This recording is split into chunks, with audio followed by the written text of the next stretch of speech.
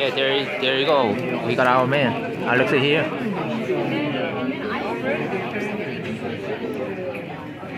Oh, my Great. God. Alex is here. Good evening. Yeah, he's here. Thank you for being here. My name is James Powers. I'm the new station captain at Lomita Sheriff Station, and I want to thank you for having us arriving tonight and being here with us. I'd like to acknowledge a few people if they're seen yet, but my division chief is Steve Gross, and he's should be in the room somewhere. And my commanders James Wallach and Chris Blasnick are also here. I'd like to also welcome and thank city managers Ryan Smoot from Lomita, Gabrielle Yap from Rancho Palos Verdes in lieu of the city manager, and Yolanda Schwartz, she's here from Rolling Hills, and Erica Velasquez, the field deputy from Supervisor Hahn's office. A little bit about me, since I am the new captain here. I've been on the department about 30 and a half years, and I've worked a variety of assignments in my career in custody and patrol, and a lot of my patrol experience deals with community policing and problem solving and relationships with the community, which is a component of what we're doing tonight. And so I want to assure you, and I don't want to be long-winded, but I teach community policing. I have taught that for several years up and down the state of California, and I've taken it across the country and other states as well. And your quality of life and the quality of life of this committee is my utmost priority. And so, in order to manage that, we implement community policing concepts, problem-solving concepts, and partnerships in the committee.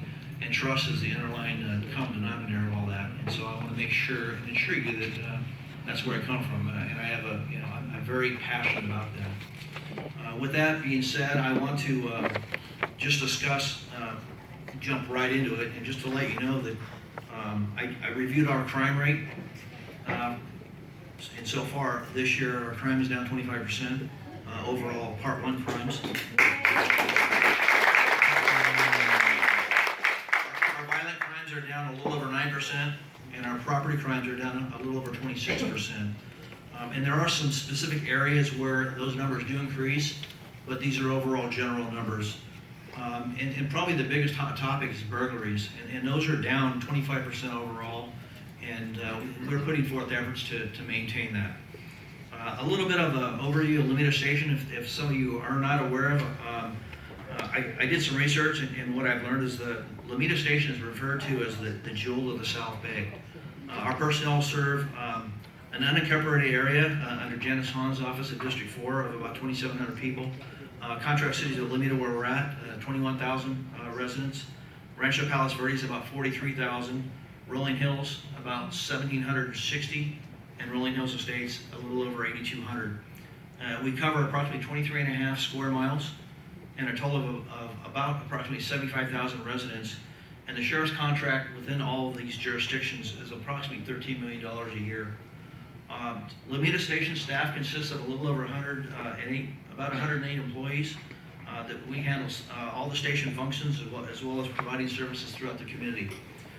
We engage and partner with the community through our core team or our county resource team, our station volunteers, volunteer clergy programs, explorer programs, our detective bureau, our burglary suppression team, crime analysts, and of course our professional staff that do all the work behind the scenes.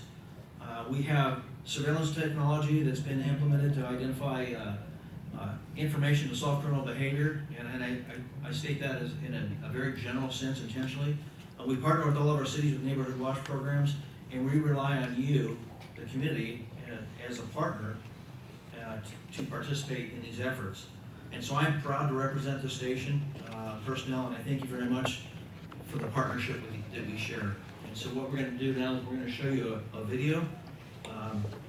It's about 3 minutes long that articulates where the Sheriff's Department is and where we're headed. And then once we're done with that, I invite Mayor Sanchez from Lomita to come up and introduce our sheriff. Thank you. Sir, point of order, you're going to say the Pledge of Allegiance? We'll do that after the video, sir. Okay, thank you. Thank you.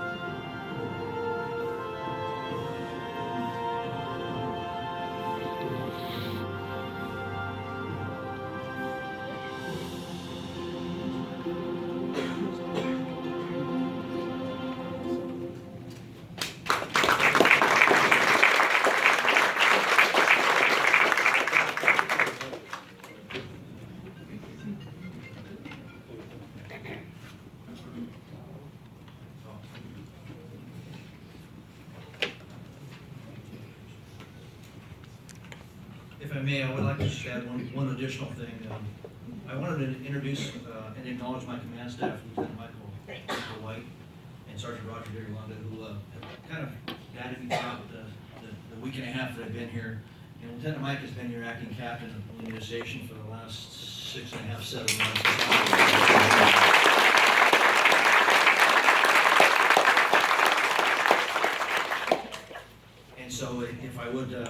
Mayor Henry Sanchez is going to come up and he's going to lead us in the Pledge of Allegiance. Thank you, sir. Thank you. Now, this is more of a town hall meeting, you know that. This is not a formal type of meeting, but we will have the Pledge of Allegiance and we'll honor our country and our flag. We got a great country. We got some great people living here, just like you folks here. And so put your hand over your heart and follow me.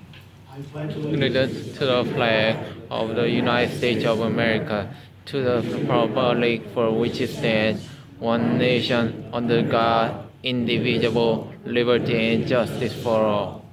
All right, you may be seated. Thank you. Just so you know, I'm the mayor of Lomita. This is my turn to be mayor. And I want you to know that I worked alongside of a lot of these deputies for a lot of years. So I am a retired LA County fire captain. I was a paramedic right here in the city of Lomita for 2 years. And I've always respected these men and the job they have to do, because I've seen firsthand some of the difficulties they've faced and had to handle when it comes to the public. And the public can get pretty bad sometimes. And these guys have kept their head together. They've treated the people with respect and dignity.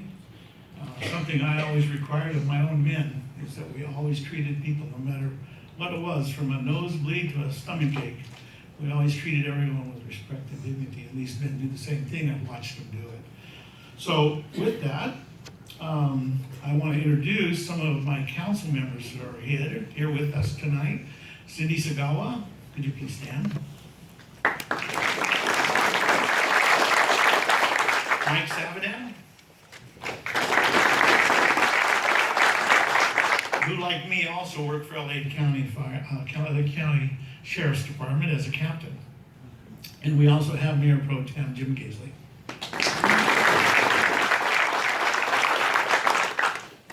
Anyway, well, with no further ado, I'd like to introduce our new sheriff, Sheriff Villanueva.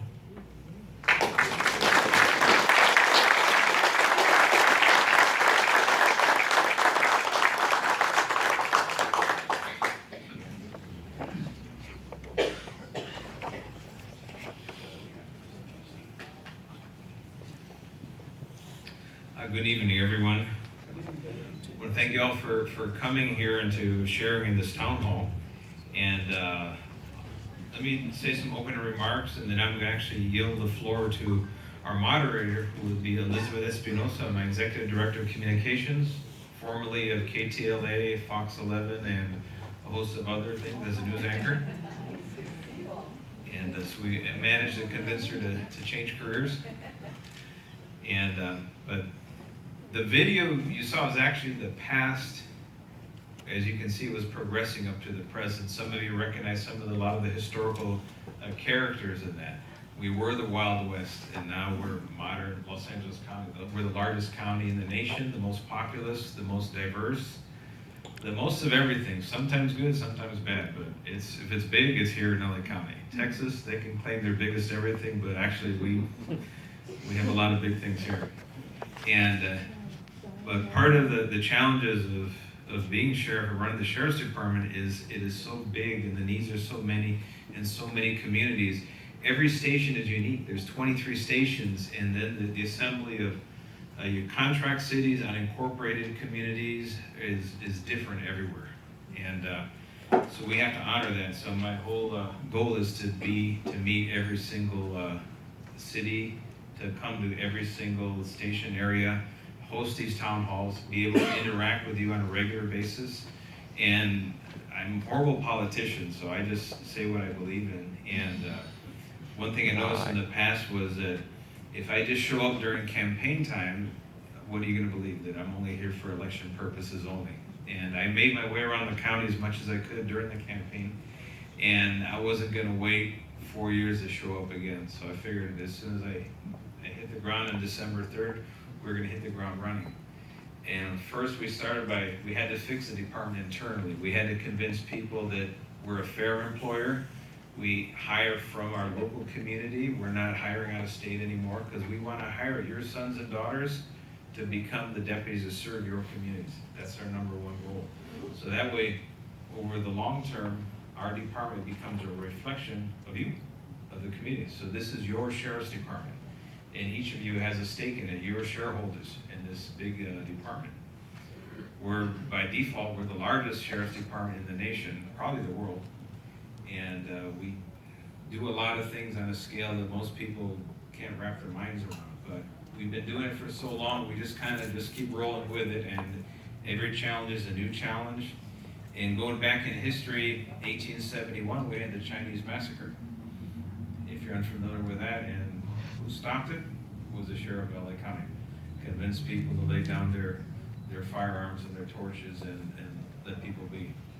And we've had these challenges throughout the years. We had the Zoot Suit things back in the 1940s. Charles Manson, if you saw in the video, when he was arrested, that was our department. And Night Stalker actually was arrested by our department. And up to the present day, the Nipsey Hussle murderer was arrested by our department. So we don't have the big PR department. We just get the job done, and we just keep moving on, because our job is to serve your needs. And we take constructive criticism, sometimes not too well in the past, and that was a source of a lot of conflict, a lot of tension, but we learn as we move on, and we're trying to get better at it. We're definitely not a perfect organization. We got a lot of room to grow, but what things that happened in the past or past practices, we're trying to end those. The fact that you have Jim Powers as your new station captain, up until I came to the office, he pretty much didn't have a prayer in hell to become a station captain. Is that right, Jim? But he won the job fair and square, interviewing with the finalists, 10 finalists, who were among the cream of the crop of all the lieutenants on the entire sheriff's department. That's the start of the process, where your local committee, actually ad hoc committee that represented all the cities served by Lomita Station, were involved in that, did the interviews of all the candidates. Your all the deputies that work at your station now, they have to serve a minimum of 4 years in that first assignment at the local station. Not anywhere else, not 1 year here and they're gonna jump somewhere else and then go on to somewhere else, no. You gotta do your minimum time on the line as a deputy is 4 years. You can then, once you do the 4-year mark, you can remain, which of course is great, or you can move on to become a detective, become a watch deputy, go on to special assignments, our special enforcement bureau, the countywide detective division. We have a lot of different assignments and a lot of opportunities out there. But if you become a sergeant, you gotta go back to the line, you gotta serve 2 years as a sergeant. You gotta do the same thing as a lieutenant. The whole point is that we exist to serve the community. That is our number one goal. I had a former sheriff tell me when I was a young sergeant years ago that I needed to get out of patrol as soon as I could. And I always thought that was the oddest, recommendation or encouragement. It came from the sheriff himself. And I thought, we are supposed to be in the community. And if my organization does not value my service to the community, what on earth are we doing? So our whole model now is built around serving the community. Everything we do is about serving you. And we're gonna rely on you. We need you to tell us, one, how we're doing, steer us in the right direction, provide the tips and lead, participate in neighborhood watch. Because being a U.S. citizen is not an easy task. There's a lot of things happening. And you can't be disengaged from your own community. So you gotta get involved. So we need you to be involved, working with us. And that way, we're that much better, everybody working together, all working in the same direction toward the same goals, and make everybody safe. And you're safe in your homes, you're safe in schools, safe at work, your places of worship, places where you play, and everywhere in between. And we're gonna be there with you through thick and thin. So, with that being said, I want to turn it over to Elizabeth. We have the questions we gathered from everyone. She'll read through them. We'll get every question. If it's redundant, we'll acknowledge that we have multiple questions on the same one. Okay. There you go. Do we have a microphone, handheld for the sheriff? Possibly electronics, who's our tech support here? Thank you. Do we have another microphone? We don't. We're gonna go work on that. Okay, that's fine. It's just like the old job, breaking news, developing as we go, technical issues, right? So great to see you guys tonight. Good night, good evening, I should say. Thank you for coming out. I do want to set some ground rules because there's some faces that are familiar to me. Good to see you. But this is a town hall. So by virtue of that town hall, what I'm saying is that this is about this community and your needs, and we want to hear from you specifically.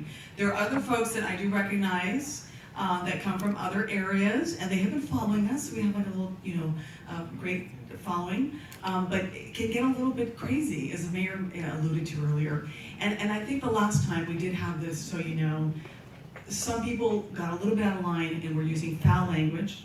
And not that like, ooh, I've never heard that word, because I was a news reporter, I've heard it all. Trust me, I've been yelled at quite a bit. But we have folks here that, let's out of just respect and decorum, because I think that's what this country is based upon. I have a show at KFI AM 640, so I can get crazy on you, but that's the voice you're recognizing. Sunday mornings, and I'm not plugging my show, Sheriff, shamefully here, kind of, but I am mentioning that because it's what I tell my listeners all the time is it's a respectful exchange of ideas, and that's what this democracy is based upon. We have to get there. This is why Congress isn't getting anywhere, and I am very passionate about certain things, but I tell people we have to have dialogue, and that means I listen to you respectfully, and you listen to me respectfully. And so those are the ground rules I just wanted to start off with. I will do my very best. These are notes that are not typed, so it's handwritten. Sometimes I'm like, oh no, so I will just call out your name and help me with, getting through it if I can't read this right or so. And I also will be inviting up our new captain, Captain Powers, because some of these questions really pertain more so to this area, specifically to traffic, and the sheriff is dealing with, the entire organization, so he doesn't have maybe those particulars, specific. So, Captain, just to give you a heads up, I may be calling you up here. So, let's get started. Too bad we don't get music for this. Well, so be it. Is it Cindy Perkel? Perky. Thank you, Cindy. All right, Cindy's question, which I think is for you, Captain Powers. You're already going to come up here for a second. Parking, right, at 240 Walnut, 240th Street, is that true? Street is blocked by too many work trucks, cars. Oh my God, I have the same issue too. Can't seem to make a left or right turns. What are we doing about it, right? There you go. Sir. Well, the first thing I'm going to say is if you have vehicles that are parked illegally in your neighborhood, call the station and report it. And that way we can get a prompt response. And that would be the first thing. As far as what we're doing about it, we can go out and we can make contact with people. There's laws that allow us to do certain things, whether it be a warning, a citation, or actually removing a vehicle if the vehicle code allows us to do so. So that would be my response to that question. Great, one more. So Lori Ellsworth. Lori. Hi, Lori. Curbs southbound, right? Painted red at 240th and Walnut, so turns onto Walnut can be safer. Is that right? As far as a red curb painting, that's something that I don't have the authority to install or remove. And so that would be the city's concern as far as whether or not that they will look at it, and they have specialists that work in that field that evaluate the need or the necessity for something like that. So my suggestion would be to contact the city. Oh, Paula? Yes. When you come down on 240th Street, and you go, and then there's Walnut, there's the mobile home parks right there at the corner. There's two houses on the corner, and what happens is when you try to make a left or a right, because there's so many cars and trucks that are from the mobile home parks, you can't see, so you're edging out and you're edging out and you're edging out. And there's been some pretty close calls. So that's why she mentioned that maybe painting the curb red, or even having a sign that says, I don't know exactly how it says, but vehicles over a certain height limit to park further down. And I hear it loud and clear. That's something that the city would have to implement as far as in their zoning and planning. And there's some protocol that go along with that. And they would have to go out and evaluate that. And so that's something that you need to contact the city for. Okay. Perfect. So, Mayor, I'm sorry, where'd you go, Mayor? Oh, hello, you're right in my face. Wow, I need my reading glasses. I know, you're not kidding. Holy Sheriff. I need my axiom. So maybe something that you guys can talk about, you know, the mayor's here tonight. It's tough because it's like a lot of these issues, we're gonna get questions tonight, I'll let you know now about immigration, federal immigration, ICE in our jails. That's Congress, so just letting you know now, that's Congress. The sheriff is public safety. I wish we could change laws here, but you know, we have to comply with the law, because if not, all of my colleagues, that some of them will be here tonight from the news world, will be all over him to say, wait a second, you're supposed to enforce the law, why are you breaking the law? So something to think about. All right, thank you for that. And now, that was Lauren. Okay, we have one here. Derek Jane, Derek. Thank you, Derek.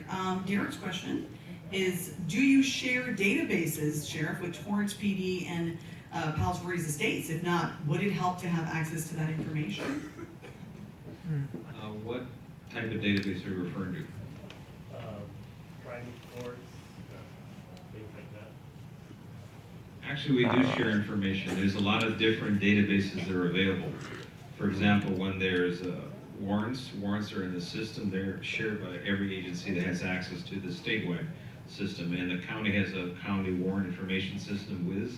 And so if someone stops someone, say in LA County, from a warrant that happened in Torrance PD enters a warrant into the system, and we come across an individual and we stop them, hey, that's a Torrance warrant, we can make the arrest and book them in our jail, and eventually winds up in Torrance court. So we are sharing that information all the time. And when there's issues, we're investigating crimes that happen across different jurisdictions, our personnel will contact Torrance PD, for example, or they may approach us, hey, we have a series of robberies or burglaries or maybe a sexual predator of some sort, and we share that information. So that is ongoing all the time. Follow-up. Sure. Yeah. What do you need to help you do your jobs better? We can use a little bit more resources because we're the most understaffed law enforcement agency in the nation. Can you specify what resources you need? Well, You mean community, right? Is what you're saying, as a community, how can you help? I think he's talking more like, what can community members do? what community members could do is we need the resources, one, to provide services to our at-risk youth. We have our youth activity leagues. We have the Youth Foundation that is always we're doing fundraising to support the youth athletic leagues. We have boxing clubs. We have different, the YL centers.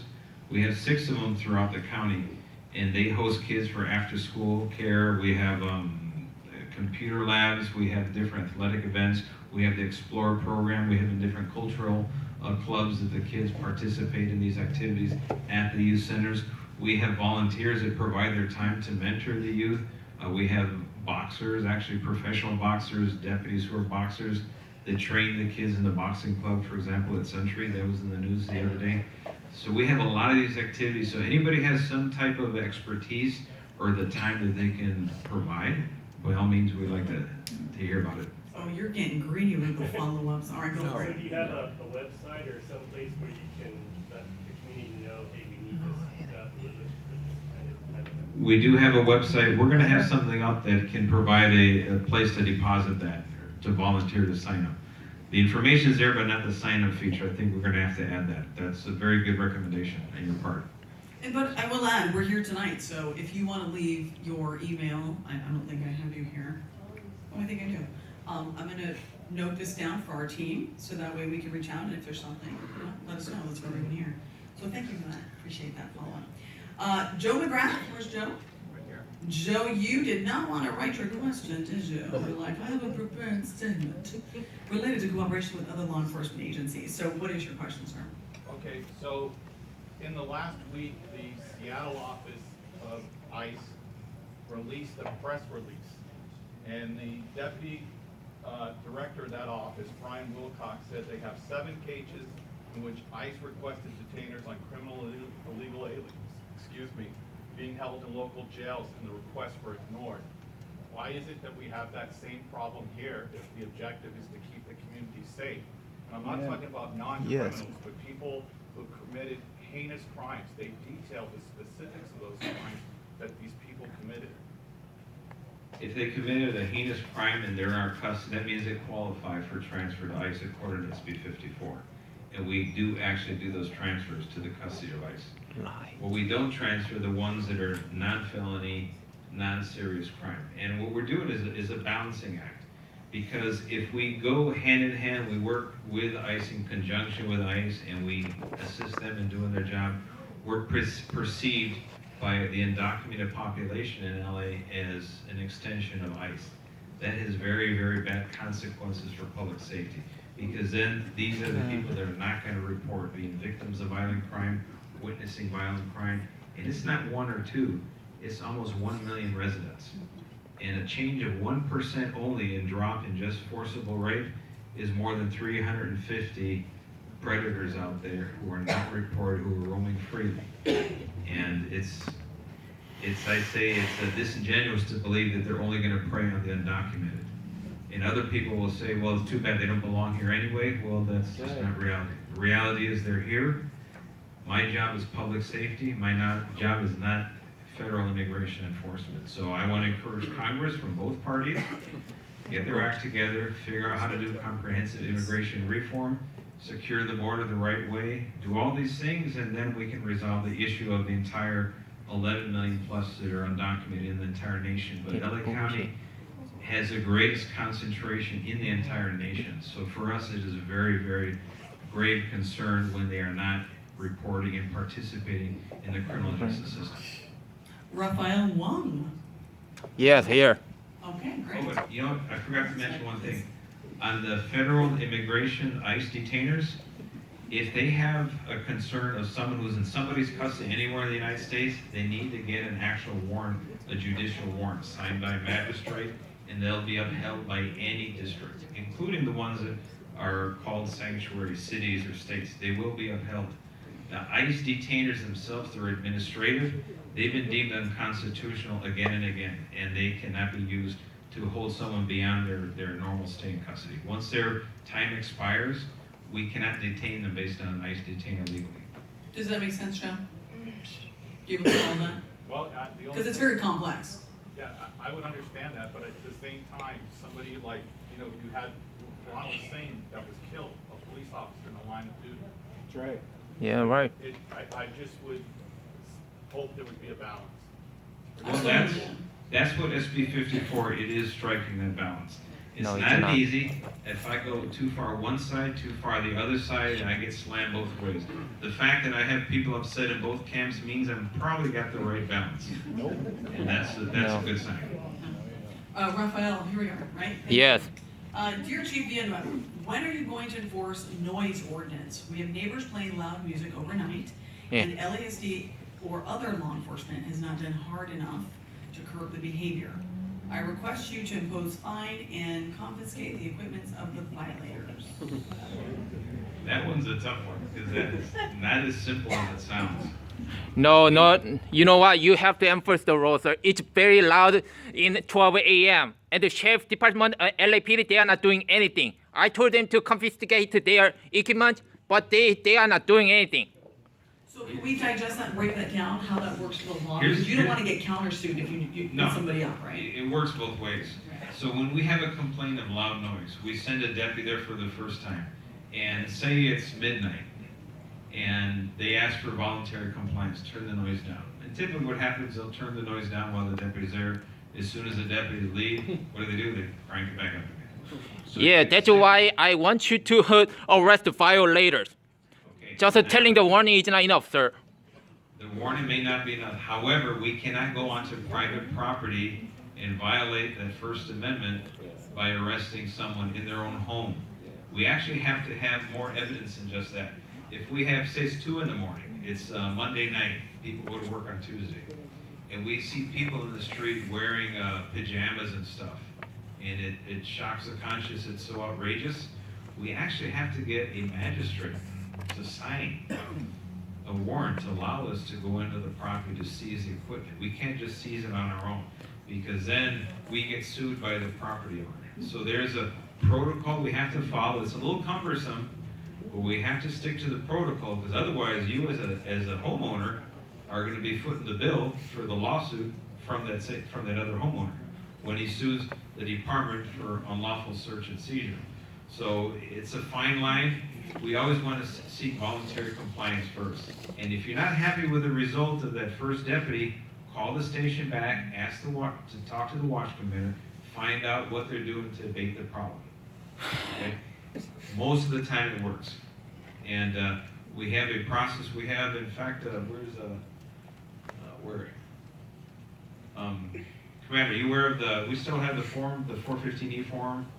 Yeah, what we can do sometimes is we'll give them a 415 form, hand it to them so you have a written document that says, if we come back, you as the homeowner are going to be charged for the amount of deputies, resources, helicopters, whatever it takes. And if you don't pay that bill, we'll put it on your property tax bill. And that's one of the things that usually gets their cooperation really quick. Yeah, So the 415, helicopter, you need to write the that down. helicopter field alone runs into thousands of dollars. It gets people's attention real quick. So, but. Did you know that? Okay, so that's good. So there we go. We've got some really good information. Thank you, Sheriff. That's Matt, not enough. Where are you, Matt? Hello? No. Matt has a question. You didn't write it out, so I did, it's on the Second Amendment and the CCW issuance, correct? I did kind of write it down, but, you know, you said earlier, when you came in that, you know, your first priority is to protect the citizens of LA County. The other thing was when you were sworn in back in December, you swore to uphold the Constitution of the United States. Now, granted, I love our sheriffs here in Lomita, they do a great job, but just the other side of Western, less than a mile from here, is LAPD's Harbor Division. Just in Harbor Division's area alone, not counting Torrance and the beach cities, there's been 18 homicides since the first of the year. There's been 27 home invasion robberies. There's been numerous assaults that I couldn't even come up with an accurate number about. Now, I know in the past, it's been impossible to get a concealed weapons permit in Los Angeles County. And I have two questions about that. One, the last estimate that I got was there's approximately 500 civilians, not law enforcement, judges, DAs, but there's about 500 civilians that have CCWs. And I want to know what makes them more special than me and my family's protection, and also the 5 counties that surround Los Angeles County issue them, I don't want to say freely, but a little more, less of a hassle. So I just want to clarify for the public here, Sheriff, a CCW is to carry a concealed weapon. That means somebody who's not law enforcement has a gun and you What a can't see it and you don't know bullshit. if they walk into a store. So they can get permits, but it's a really high standard for obvious reasons, right? Well, we actually, we reduced the standard from impossible to a good cause. So all I'm asking for an applicant for CCWs is give me a particularized reason that's specific to you, not generalized fear of crime, but specific to you. It could be your occupation, it could be the activity you're doing at what time of the day. You could be a victim of a violent crime, say you have the stalker from hell on your case and they're out and about, they're not in prison. All these things, any one of these things, and we're applying them pretty generously. So we've changed the standard, but you have to apply for it, okay? And that's a good cause standard. There's other counties throughout, particularly rural counties, that say their standard is shall issue. But the shall issue in LA County with 10 million people all concentrated in a very dense place, I'm having a hard time with the people that shouldn't have. And if I expand that amount, like you point out about how many shootings and killings are going on in Harbor, imagine if we just put more and more guns out there on the street. We're not necessarily going to make ourselves any better. We're washing guns as it is throughout the United States. I think there's over 300 million weapons in the United States, and we also, in the industrialized world, we're the #1 in terms of death by firearms, be it suicide or be it at the hands of another. So as long as we have low, very quick response rate from our local sheriffs, you're free to arm yourself in your home. No one's going to deny you that. You're free to arm yourself in your place of business. No one's going to deny that. Those are all protected, like you said, by the Second Amendment. The issue is in public. That has already been decided by the Supreme Court again and again, and they've always fallen down that we do have the right to restrict the CCW process for in public places. So if I can follow up with that. So me being a citizen of the United States isn't cause enough for me to apply for that? And the other thing is, I'm just gonna give a for instance, not the sheriff's area, LAPD's area. My wife was in a minor car accident in that harbor area. The person got out of the car, started assaulting my wife. Took about 8 minutes for law enforcement to get there. So in that 8 minutes, she was being assaulted with nobody being there. Law enforcement's more of a reactive department than a very proactive. They can't be everywhere at the same time. So that would have been an appropriate thing for my wife to be able to defend herself against somebody that had a knife trying to kill her. Well, it takes 8 minutes for you guys to get on scene and protect her. She didn't have just cause prior to this incident. She had no justifiable cause. We all have just cause. We all should be able to defend ourselves.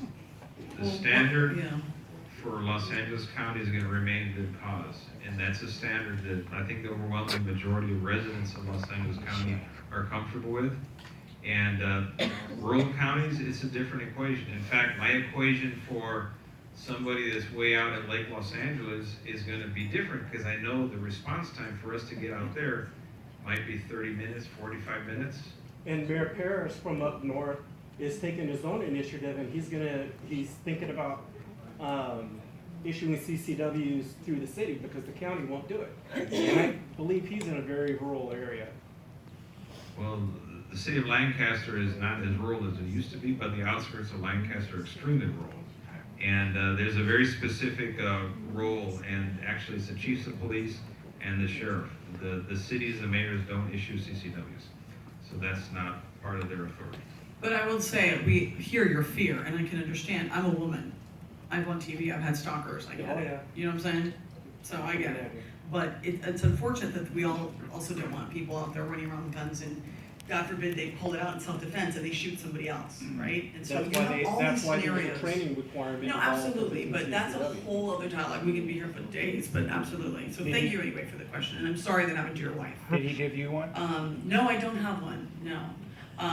But I should get one, shouldn't I? Especially after you saying that to me. Thanks a lot. I have a fear of God. He gets a detail, not me, okay? Shame on you. I wanted, they didn't give their name here, but no concerns, just interested in your background, sir. Thank you. Your background, so perhaps you can share that you are half Puerto Rican, half Polish, Catholic. There's not too many Polish Puerto Ricans around. Who's Polish? There we go. Who's Puerto Rican? Eso, Boricua. Okay. Y habla español también, el sheriff. ¿Quién habla español aquí? John, what a bunch of sissies. Bunch of sissies. Born in Chicago, raised in upstate New York, Rochester, and then the island of Puerto Rico. I spent my youth there. At the age of 20, I enlisted in the Air Force, wound up at Norton Air Force Base. And from there, I went to Cal Poly Pomona, then wound up in the Sheriff's Department in 1986. And I worked there for 32 years, retired in 2018. I was already campaigning for the office of sheriff. Where'd you go to school? And I went to, I was all over. I started at University of Puerto Rico, then Cal Poly Pomona, and State University of New York. I got a bachelor's degree in liberal studies. Then I went to Cal State Northridge, got a master's in public administration. And then I went to the University of Laverne, I got a doctorate in public administration. So PhD. I'm a little jealous, I'm not gonna lie. That is very impressive. And we should also share that you have a beautiful wife who is also in law enforcement. Yes, my wife, Vivian, she just retired from the Sheriff's Department after 24 years. I met her in East Los Angeles Station when she was an intern. She was at Cal State LA pursuing her bachelor's in criminal justice. So she was interning at East LA, and that's where we met. And you have a very handsome son? I have a son who just started in the academy, and he's a veteran of the Army, spent some years in Iraq at the heat of the mess, and a small business owner, but he decided to shift careers. So And your grandfather? And I have two granddaughters, 11 and 12 years old, and they're a handful. I tell my son that Their punishment for him. He had so many girlfriends when he was young, now he has to go switch from offense to defense. Good luck with that. And sure, is it okay? I know I'm really pushing you out of your comfort zone right now because that's what I love to do. That's just my thing. But he's not sitting on a stool because he's lazy. Let's be real. You do have, because of on your work, a knee injury. Yeah, I kind of wore out my right knee running. I was a drill instructor at the academy, so I used to run the recruits around and scare them to death. But my knee blew out at one point, so the last 20 years I've been hobbling on one knee. Can I get a follow-up question? What part of Puerto Rico were you? Aguadilla. Aguadilla, Ponce. Ah, Los Leones de Ponce. That's awesome. All right. Los Tiburones de Aguadilla. They didn't say that in Wikipedia. I looked it up, but I couldn't find it. Oh, wow. You gotta get on Google and Wikipedia. And what sign are you? Just kidding. That's my son. I love that question. I ask it all the time. Terrible. I'm sorry. All right, let's go on with the questions from here now. We have more. We have Millie Yamada. Is that right? Hello, Millie. Hi. Can you want me to read this, or do you want to just say Yeah, it? it just said, one of the things that you were saying, safety, and I just didn't write it down. It has to do with coyotes, because I know that at Anson, I think in Carson, which is not the city of Torrance, I understand, but I heard that there's also coyotes in Harbor, city area. And so my next question is, it seems like the coyotes are expanding out the territory, and